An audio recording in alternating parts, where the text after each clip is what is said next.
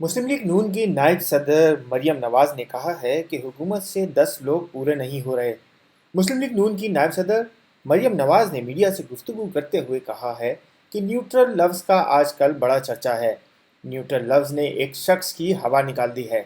उन्होंने कहा कि तहरीक इंसाफ पार्टी का शराजा बिखर गया है। हुकूमत की गिनती तो 2018 में भी पूरी नहीं थी।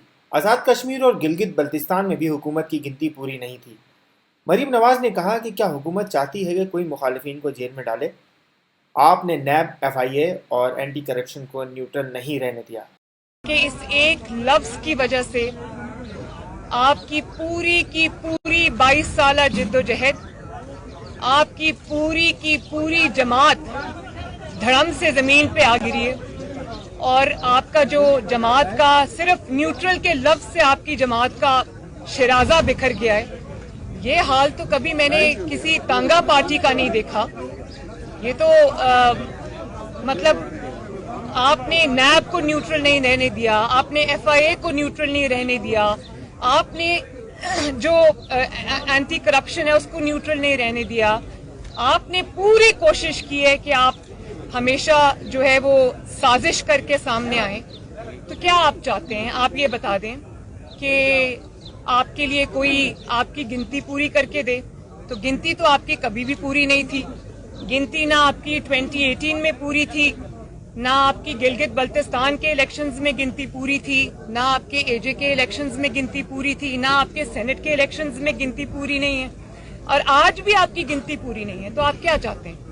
आप ये चाहते हैं कि कोई आपके लिए आपकी गिनती पूरी करके दे, कोई आपके लिए आपके मुखालिफिन को जेल में डाले, आपको अकेला मैदान में रखे, आपके लिए मीडिया को मैनेज करे, आपके लिए और सारे जो इदारे हैं उनको मैनेज करे, आपके लिए वो आपके मुखालिफिन को सजाए मौत की चक्कियों में डाले। आप क्या चाहते हैं?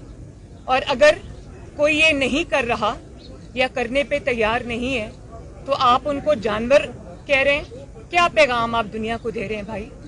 और बात ये है कि अगर आइन की पासदारी, देखिए न्यूट्रल होना क्या है?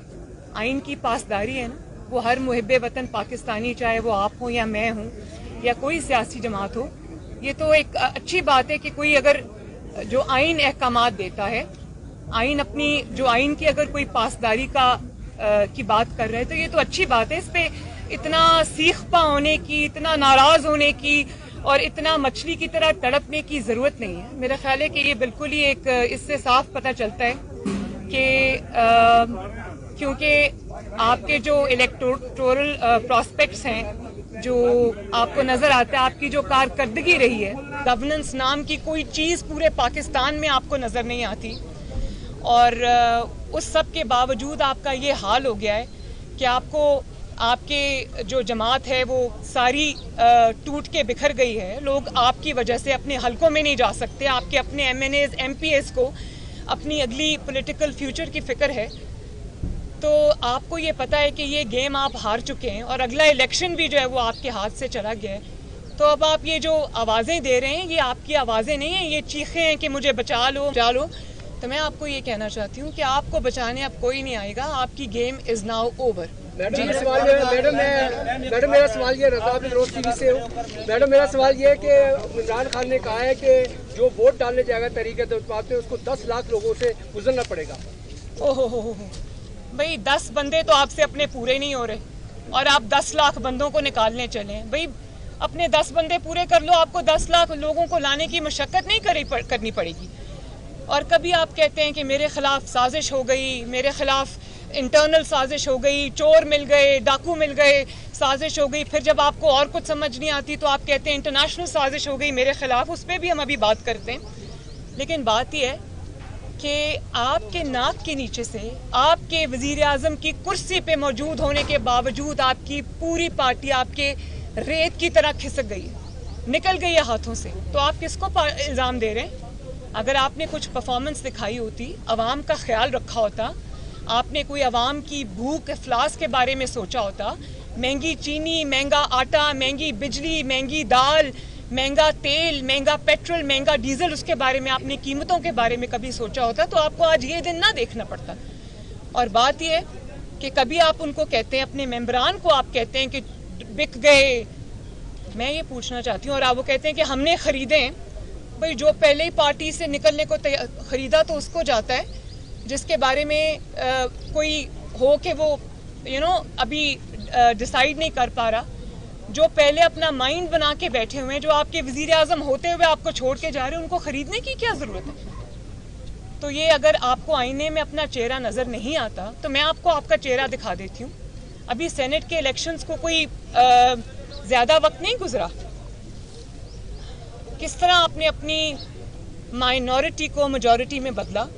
सेनेट में अपोजिशन की मेजॉरिटी थी, आपकी माइनॉरिटी थी, किस तरह आप सेनेट में जीत गए? उस वक्त क्या किया था आपने, ज़रा काइंडली बताएं। उस वक्त क्या खरीदो फरोख्त की थी, या आपने उस वक्त कोई प्रेशराइज किया था अपने मेंबरान को और अपोजिशन के मेंबरान को, या उस वक्त आपने हॉर्स ट्रेडिंग की थी? और अगर वो उस वक्त जायज़ थी तो आज आपको क्या इशू हो रहा है? और आप कभी उनको कह रहे हैं कि ये लोग बिक गए, कभी वो उनको लोटे कह रहे हैं, कभी कुछ कह रहे हैं, और साथ ही आप एक उनको कहते हैं कि आ जाओ मैं माफ़ कर दूंगा। तो आप हाथ जोड़ रहे हैं उनके सामने। वो आपको देखिए, वो जितने भी पॉलिटिकल लोग होते हैं, चाहे वो MNAs हों, MPAs हों, उनको अपना पॉलिटिकल फ्यूचर देखना पड़ता है। और मैं कभी कभी कुदरत पे हैरान होती हूँ, अल्लाह ताला के जो काम है उस पे हैरान भी होती हूँ। जिस नवाज शरीफ को आपने कहा कि उसकी सियासत ख़त्म हो गई, उसको आपने जेलों में डाला, आपने उसकी बेटी को जेलों में डाला, उसकी पूरी जमात को जेलों में डाला, सजाए मौत की चक्कियों में आपने डाला, और आज उसी नवाज शरीफ ने बाहर बैठ के आपके घर में घुस के आपको मारा है। तो ये जो आपको ये जो इबरत का निशान आज आप बने हुए हैं, आपको आज एक एक दो दो सीट्स वालों के घर के पास जाके उनके दर पे हाज़िरी देनी पड़ रही है। तो मुझे वो वक्त भी याद आता है जब कोयटा में हज़ारा बरादरी लाशें रख के अपने सामने बैठी हुई थी और आपको आवाज़ दे रही थी। आप उनके हुक्मरान थे, जाली सही लेकिन आप उनके हुक्मरान थे। मैं वहाँ गई, मैंने देखा पूरे पूरे ख़ानदान उजड़ गए थे, दफनाने वाले कोई नहीं बचे थे। वो लाशें आगे रख के आपको बुला रहे थे और आप कह रहे थे कि मैं लाशों से ब्लैकमेल नहीं होऊंगा। मरी में लोग मनो बर्फ तले दब गए, कोई नहीं पहुंचा उनकी हालत ज़ार पूछने के लिए, आवाम को देखने के लिए। तो ये तो आपका हाल था, तो आप तो ब्लैकमेल नहीं होते थे। आज आप एक एक दो दो सीट्स वालों के दर पे जब मैं आपको सर झुकाते देखती हूँ तो मुझे बड़ा अल्लाह ताला का खौफ आता है। आप आज मकाफाते अमल का शिकार हुए, किसी साजिश का शिकार नहीं हुए। अपने तकब्बर का, अपने गरूर का, अपने बड़े बोलों का शिकार हुए। मरियम साहिबा, आपके एक वजीर और फिर आप कहते हैं कि आपके खिलाफ इंटरनेशनल साजिश हुई है। मैं आपसे ये पूछना चाहती हूँ कि किसी मुल्क को आपके खिलाफ साजिश करने की जरूरत नहीं है, आप खुद ही अपने लिए काफी हैं। मुझे पहले ये बताएं कि अब आपको आज याद आ गया कि इंटरनेशनल साजिश हो रही है आपके खिलाफ, और दूसरे मुल्क इन्वॉल्व हैं आपके खिलाफ साजिश करने में, और आप कहते हैं कि हम खुद मुख्तार हैं। कल आपने भारत की तारीफ भी की, खुद मुख्तारी की, और मैं क्योंकि खुद मुख्तार हूँ, मेरी खुद मुख्तार एक फॉरेन पॉलिसी है तो उसकी सज़ा मुझे मिली है। तो मैं आपको आईना दिखाना चाहती हूँ और मैं आपसे ये पूछना चाहती हूँ कि अभी कुछ देर पहले तो आप बाइडन साहब की कॉल का इंतज़ार कर रहे थे और पूरी कोशिशें कर रहे थे कि वो किसी तरह आपको कॉल कर लें, और वो कॉल जब नहीं आई तो आपको खुद मुख्तारी याद आ गई। अभी चंद महीने पहले की बात है कि जब आप अमेरिका गए थे, वहाँ से वापसी पे जब आप कश्मीर का सौदा कर आए थे तो आप कह रहे थे कि मुझे आज ऐसे लग रहा है कि मैं वर्ल्ड कप जीत के आया हूँ। तो उस वक्त आपकी खुद मुख्तारी कहाँ सो रही थी?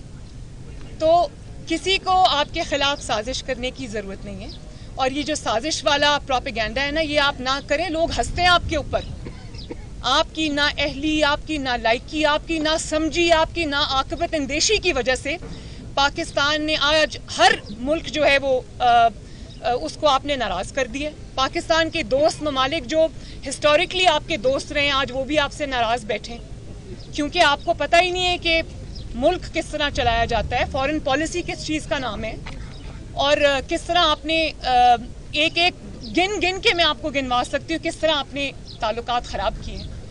دوسرے ملکوں نے آپ کو تحائف دیے, آپ ان کو جا کر 5 ملین ریال میں بیچ آئے, تو آپ پاکستان کی کیا تصویر لوگوں کے سامنے پیش کر رہے ہیں؟ اور آج اگر آپ اپنی ناکامی, نالائکی, نا عاقبت اندیشی کو اگر آپ سازش کا نام دیں گے تو دنیا ہنسے گی آپ.